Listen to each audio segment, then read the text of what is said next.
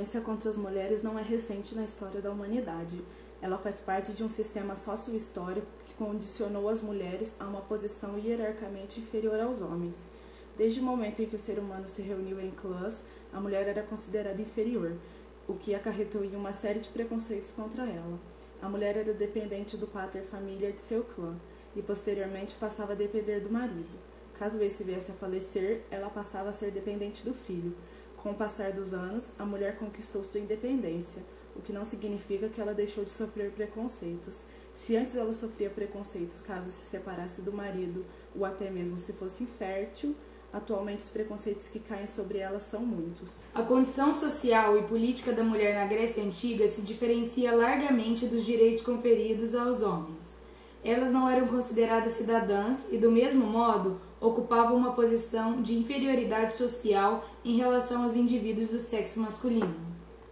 No Império Romano, que era uma sociedade patriarcal, a mulher ao se casar passava a depender da família do marido, ficando submetida a um poder familiar semelhante ao que tinha em casa antes do matrimônio. Na sociedade neolítica, já se começava a definir papéis para cada sexo. Para a mulher, era dada a função de cuidar dos filhos, cultivar, criar animais, o artesanato, e o homem era projetada a incumbência de caçar e dos trabalhos mais grosseiros.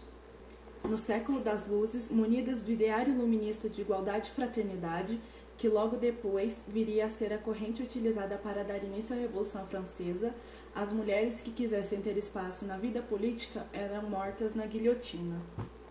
Segundo Karl Marx, a grande indústria cria a liberdade do prático comércio, criou os meios de comunicação e o mercado mundial moderno, transformou capitais em capital industrial. Segundo ele, a Revolução Industrial trouxe muitas melhorias e avanços para o mundo.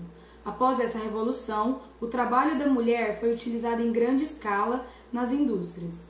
Elas eram submetidas até 16 horas diárias de trabalho e seus salários não chegavam à metade do que eram pagos aos homens.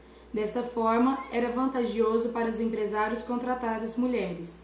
É neste contexto que começaram a surgir as primeiras leis que visam proteger a mulher. Casamento e maternidade. Essa era a razão de ser mulher das classes médias e das classes mais altas.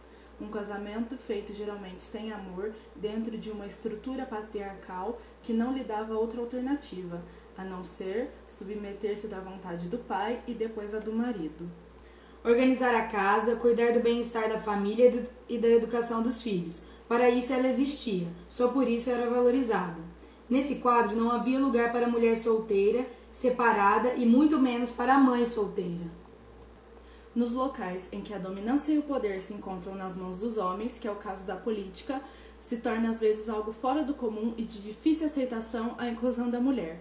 Porém, um exemplo real na sociedade atual é que várias mulheres conseguiram, através de seu trabalho e empenho, ocupar um espaço marcante na sociedade política. Em 1910, Leolinda já propunha o voto feminino e, em 1919, a anarquista mineira Maria juntou-se à zoóloga Berta para fundar no Rio a Liga pela Emancipação Feminina, que em 1921 se transformaria na Federação Brasileira para o Progresso Feminino e, em 1932, finalmente, o direito de voto é concedido às mulheres.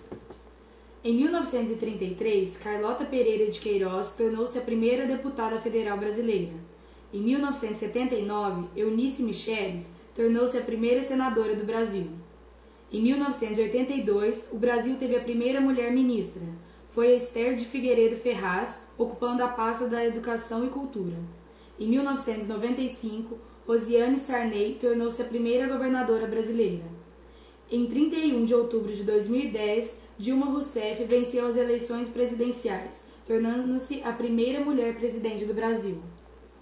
A ditadura da beleza surgiu e ganhou forças devido à forte influência que a mídia exerce sobre a vida das pessoas, pois ela vem de comportamento. Essa ditadura, influenciada principalmente pela televisão, dá a falsa impressão que para a mulher ser aceita na sociedade, ela tem de ser bela na concepção da mídia.